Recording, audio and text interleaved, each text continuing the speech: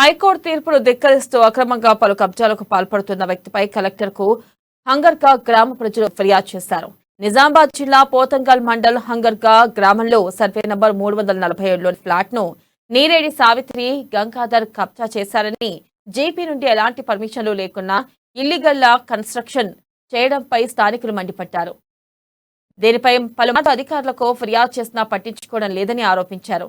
ఇక తమ ఫిర్యాదుపై కలెక్టర్ సానుకూలంగా స్పందించారంటూ చర్యలు తీసుకోవాలని డీపీఓకు ఈ ఉత్తర్వులు జారీ చేశారని గ్రామస్తులు తెలిపారు.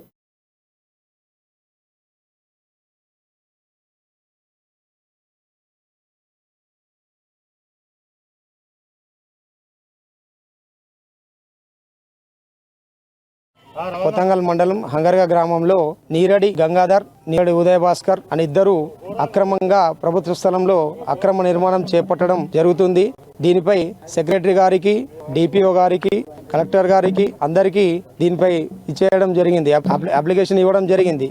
అయినా కూడా బేఖాతరు చేసిన కోర్టు ద్వారా హైకోర్టు నుంచి నోటీస్ వచ్చినా కూడా ఆ అక్రమ నిర్మాణం ఆపట్లేదు ఎవరు కూడా.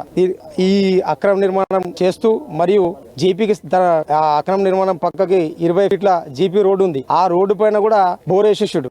మళ్ళా అంతేకాకుండా ఇల్లు ముందలున్న గవర్నమెంట్ స్థలం మొత్తం